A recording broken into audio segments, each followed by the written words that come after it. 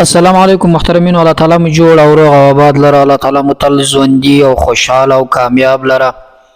محترمینو، د رجب اولینه جمعه ده چې ډیره مبارکه میاشت ده او بیا د جمعې مبارکې یوه ډیره بهترینه وظیفه در سره شریکه کوم چې د زندگی هر حاجت در پوره کوي، د زندگی هر مشکل در حل کوي، د زندگی هر پریشانی ختموي. د زندگی د هر مشکلاتو د حل لپاره یوه بهترینه وظیفه نن له تاسو سره شریک کوم، خاص او خاص د جمعې مبارکې په ورځ باندې. کوشش وکړئ دغه نن وظیفه چې زه له تاسو سره شریکه کوم دا موقع له لاسه مه ورکوئ، دا د جمعې په ورځ باندې ضرور وکړئ. انشاءالله ستاسو په زندگی کې به انقلاب راسي، ستاسو په زندگی ستاسو په قسمت کې به بدلون راسي او ستاسو په تقدیر کې به بدلون راسي. الله پاک جل جلاله به ستاسو تقدیر بدل کی، الله تعالی به ستاسو قسمت بدل کی او ستاسو د زړه هغه جائز ارمان چې تاسو له ډېره وخته پسې لګیا یاست نه یې پوره سوی، الله پاک جل جلاله به یې در پوره کړي. الله تعالی قادر ذات ته پر هر څه باندې چې انسان په اخلاص په عاجزي سره لاس د الله په در کې پورته کی او الله پاک جل جلاله ته زاری او خواستی وکړي د خپل حاجت، د خپل مشکل، د خپل پریشانی الله تعالی आवाज اوري. الله پاک جل جلاله مشکل حل کوي، الله تعالی د زړه حاجت پوره کوي، الله تعالی په خپل مقصد کې کامیاب کوي. دا فات نه لري، دا نسی کېدلی چې یو انسان دی وایي زه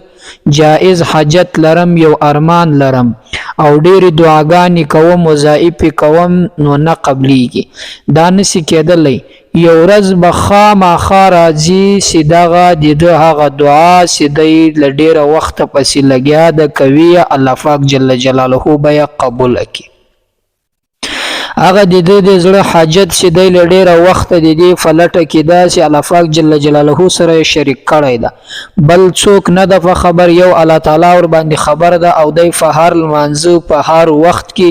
هغه یو خواست کوي چې یا الله دغه ارمان مې را پوره کړي، یا الله دغه ارمان مې را پوره کړي، نو دغه ارمان به الله پاک جل جلاله ور پوره کوي.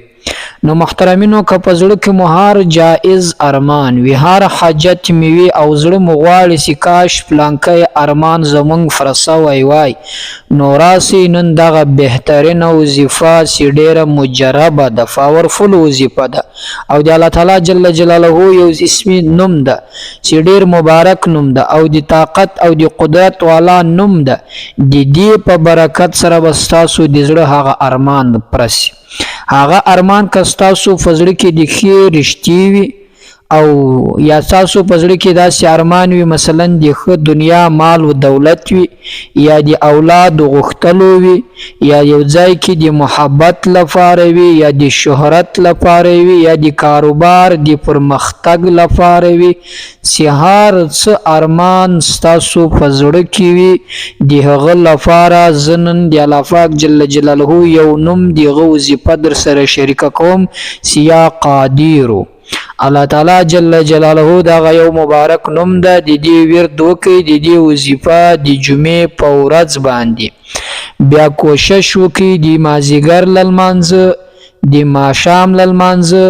د ماخستن له لمانځه، په دغو درو وختو کې کوشش وکړئ ځان فارغه کړئ، دغه وظیفه وکړئ.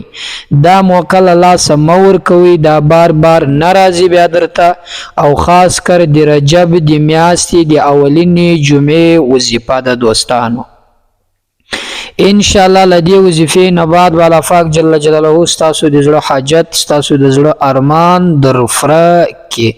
دا زه تاسو ته اطمینان در کوم چې در دې وظیفې مخکې چې دا وظیفه تاسو شروع کوئ دا به مو یقین وي چې الله پاک جل جلاله زموږ دا مشکل حل کوي، زموږ دغه حاجت را پوره کوي، زموږ دا ارمان را پوره کوي. هغه ارمان که ستا فزړه کې د هر څه وي خو سي جایز وي، که د رشتې وي، که د نکاح د واده مثلا د محبت وي، د کاروبار د رزق سي هر څه وي،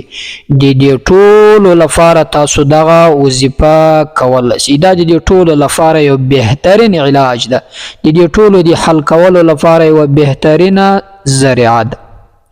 نو راځئ محترمینو هغه وظیفه در سره شریکه کوم چې الله پاک جل جلاله دا مبارک نوم د دې معنا دا د ای قادر ذات